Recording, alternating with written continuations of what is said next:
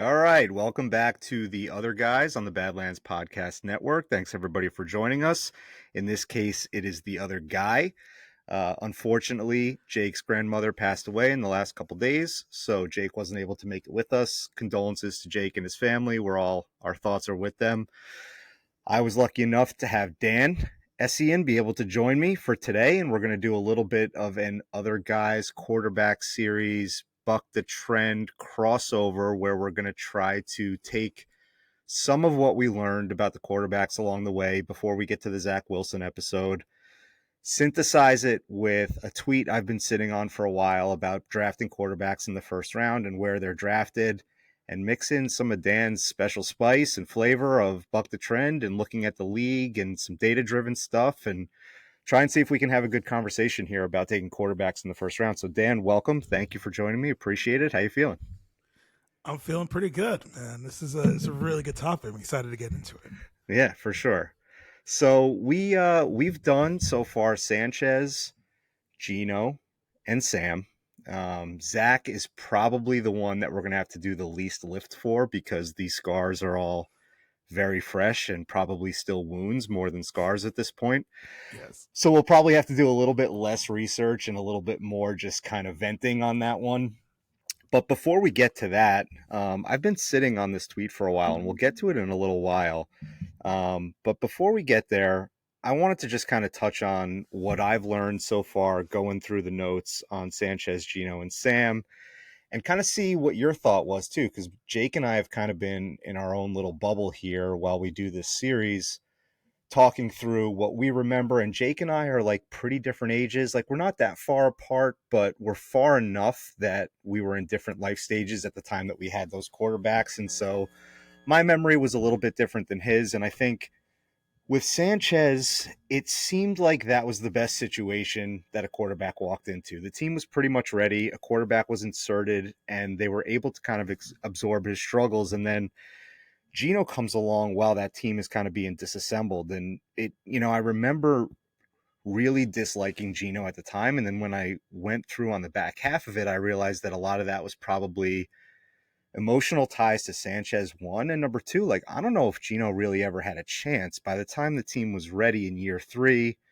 we all know what happened with IK and Impali and the punch and Fitzpatrick taking his job and all that. And so he really never got to show anything. Not that he definitely would have been ready had it been him, but I don't know if he ever had a chance. And then Sam, it was that on steroids. Like they put him with the wrong coach. He had a defensive coach his first year, and then the worst coach the Jets have ever seen after that. And the team was so far from ready. And we heard that phrase "bereft of talent" so many times while Sam was here, and just again, kind of seemed like he never had a chance. What are your thoughts on some of these guys?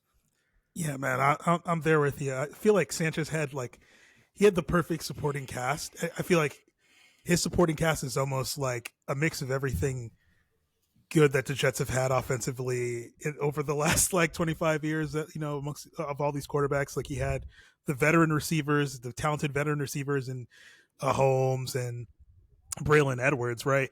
He had like a pretty decent safety valve and a tight end, right? He had the running backs. He had like everything, and of course the offensive line more than everything, right? Which is the one thing that it seems like the Jets haven't had consistently since all that, right? But he just had like that perfect supporting cast. He had everything that he could ever want, and I feel like the irony with Gino, like you said, is this: it was timing, like it was the fact that he started off with a horrible supporting cast. It started to get better, and right when it got better, everything for him had started to crumble internally, right? And they're just like, yeah, sure, Fitzpatrick can do this. And the coach is already like basically kind of a lame duck coach, or he's like, he was in a position where he had to kind of win pretty quick. Mm-hmm. And he's just like, yeah, I'm not going to, I could wait for you, but I don't want to, right?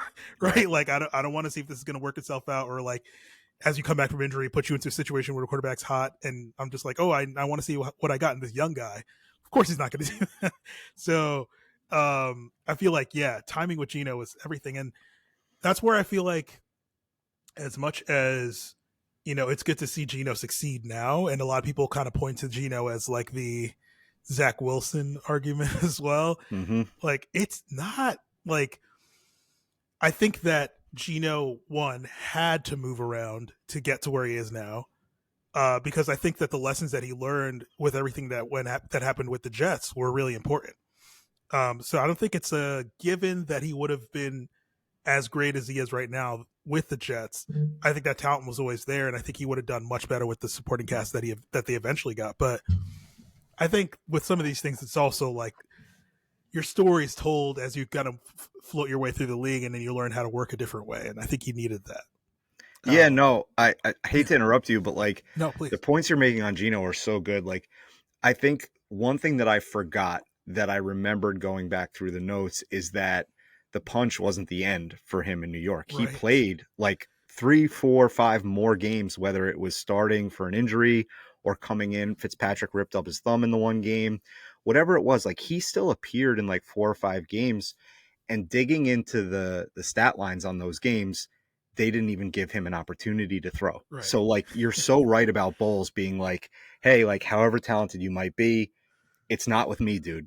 I'm not giving you a chance. Like, I have my plan over here, and you can tread water with us for a minute, but it's not going to be here. And the other point you make, I think, is so good. Like, every piece of his story along the way has mattered to build to what he got to in Seattle. Like, whether it was sitting behind a legend. I'm almost gagging on that word as it's coming out, but sitting behind a legend in the other New York team, and then eventually like controversial kind of ending his start streak. And Yeah. he probably thought that he was more talented at that point. And I'm sure McAdoo probably thought something similar.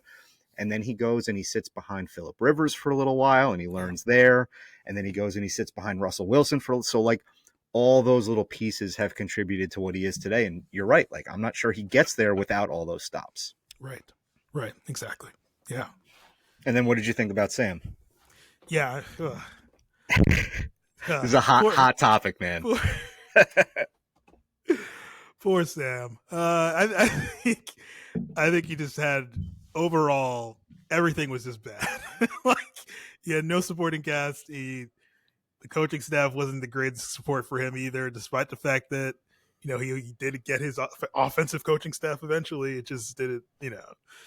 Even like the Uh, real ownership wasn't here. Like, it it was was. like it was a skeleton crew running the franchise while he was here.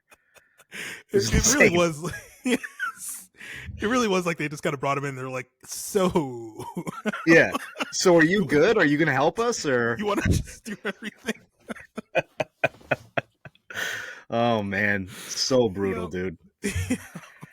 Never had a chance. And he like he has like so much to work on, but he just got put behind the ball so far just from Yeah. the beginning that it was just like never gonna happen for him. And So he it's and tough. he came in flawed as a Yes. prospect, and like there was not only was there zero attempt at resolving that and helping that, but there wasn't even any of like the traditional support given either. Like, he had Yes. nothing.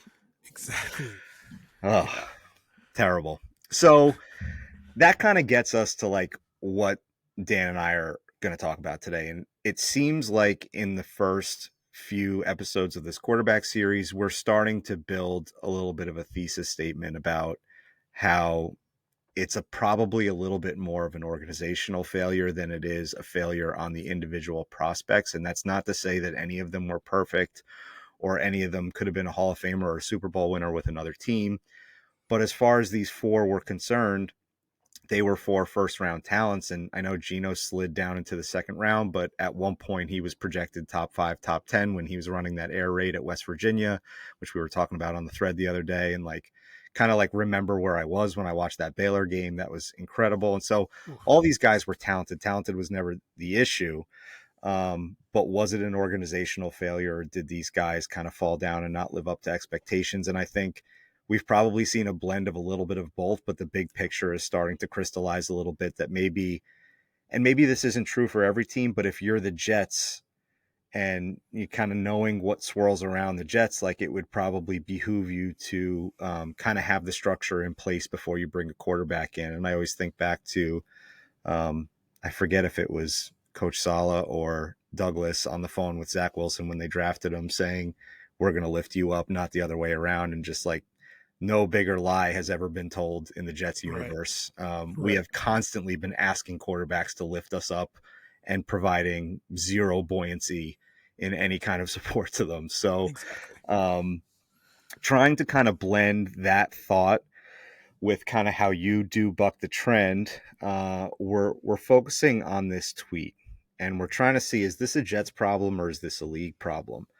And basically, what the tweet is saying is that over the last 30 years, and we'll share the tweet out after this, but over the last 30 years of first round quarterback data, drafting number one overall at the quarterback position gives teams an overwhelmingly better odds at finding success for their franchise.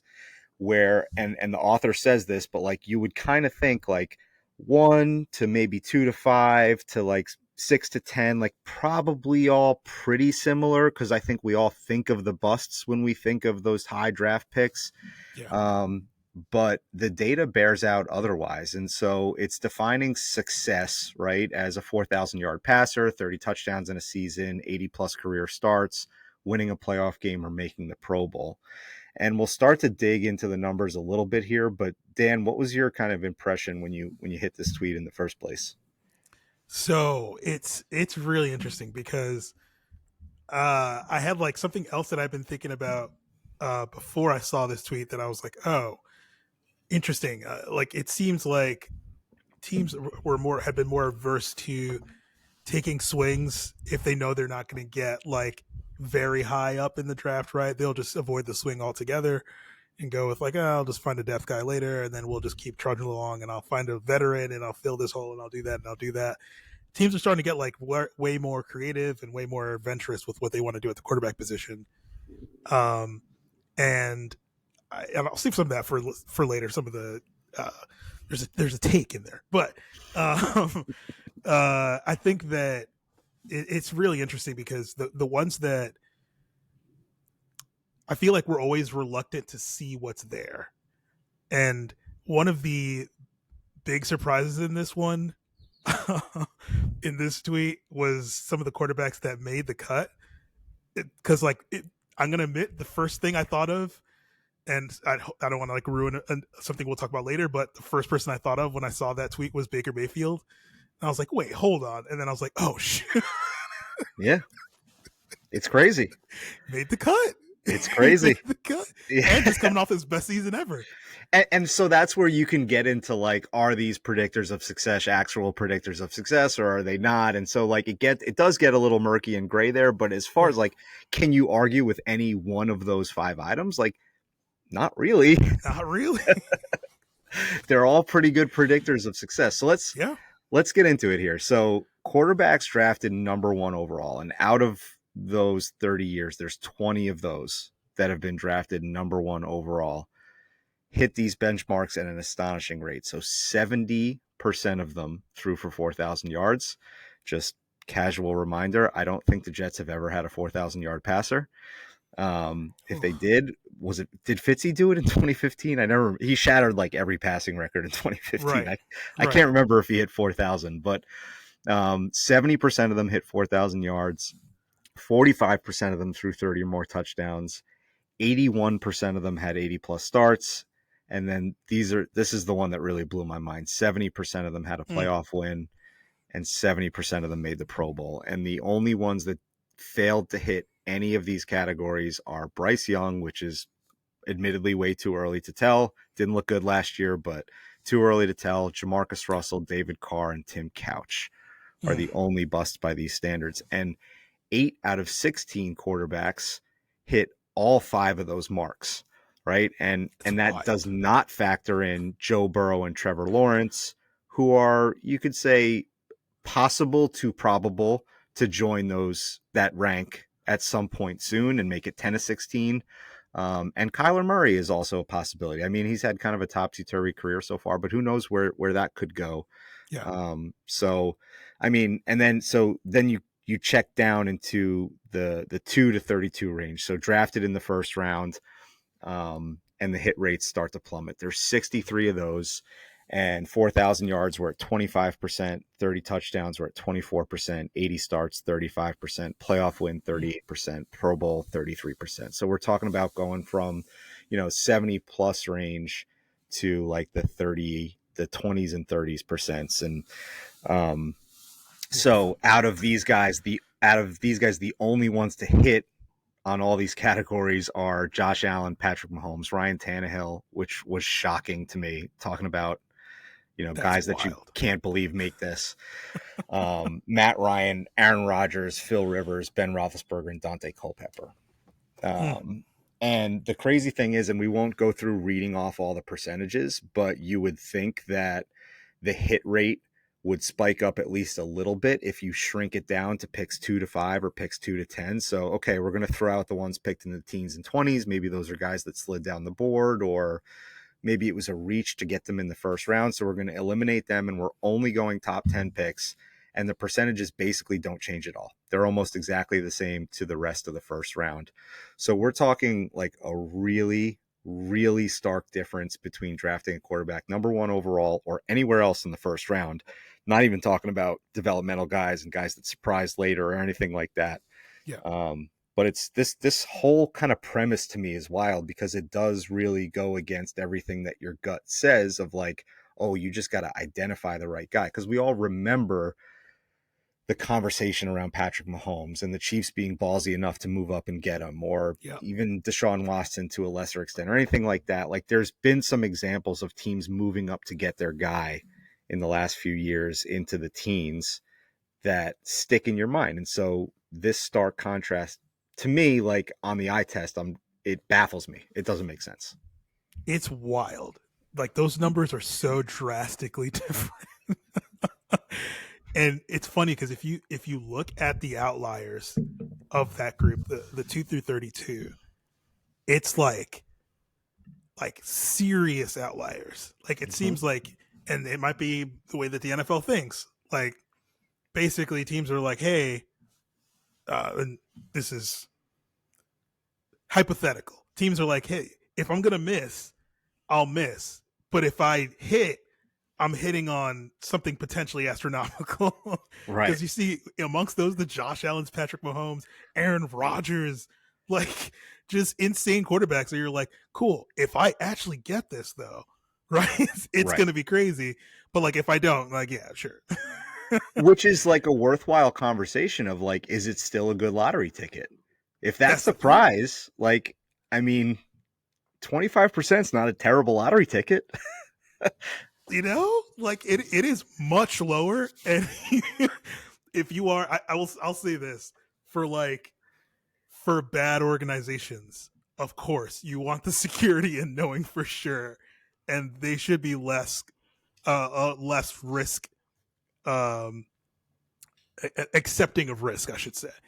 But yeah, no, for teams that are like, I mean, that's the annoying part also about the Chiefs, because then you're like, okay, they know what they're doing because they have the coaching staff and they have the experience, but you didn't really know that they knew how they would pick, and the Right. Mahomes thing was like yeah, they've been picking pretty well in the years leading up to that, but like the Mahomes thing was very much like, oh, this just happened to perfectly match up.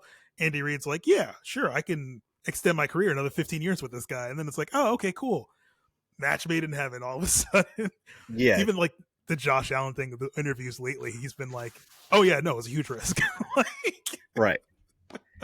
And dude, you like look at it seems to always happen to like the same three or four franchises. Like it's like the Chiefs, the Eagles, the Steelers are yeah, like these franchises that like they'll be picking in the fourth round and a guy that has somehow made it through the first three rounds and everybody's scratching their head about it and every other team is panicking and they're like, what's wrong with him?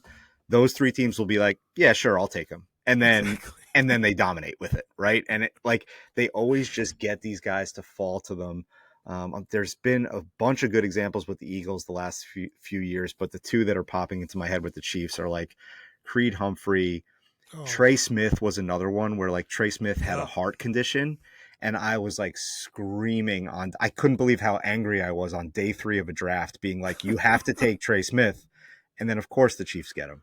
yeah. Right. And it's like, and I even kind of feel the same way about like the Steelers getting Justin Fields. Like, who knows how that's going to work out? But there's a part of me that's like, of course he went to the Steelers, dude. Mm-hmm. Like, the rich get richer. They're just going to figure it out with him and they're going to be able to unlock something that the Bears couldn't. And it's the same franchises over and over again. Um, It's I wild think, because go they ahead.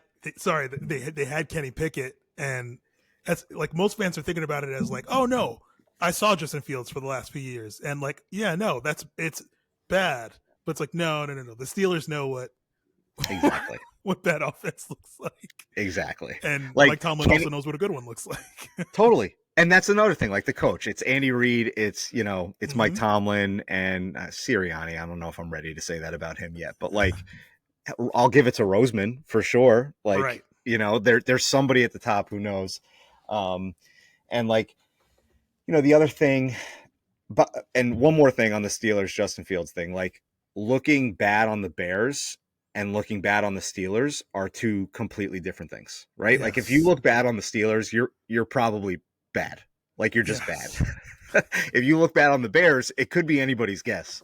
Um, the other thing that I think stood out to me during this was I was surprised because I feel like there's a lot of teams who um, maybe pick quarterbacks a little earlier than they need them Mm. because they are available in the 20s and the early 30s. Yeah. And that's like a very smart approach where, like, the Ravens did it with Lamar. The Packers did it with Jordan Love.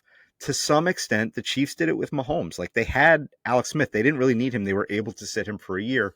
Yeah. And so I would think that that would bear out in the data where better teams are either taking quarterbacks in the 20s and 30s or swinging an easier trade to get up into the teens as opposed to going all the way up to top 5 or number 1 to get a guy that you've identified as this is going to be a guy that's going to fit on our team.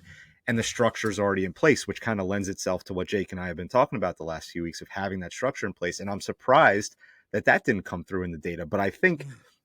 it kind of does in the outliers. Like all those Yes. outliers that we see are teams that had structures established and they moved up to get their guy. And so Exactly. it's there, but it's not as prevalent as I thought it would be. Yeah, for sure.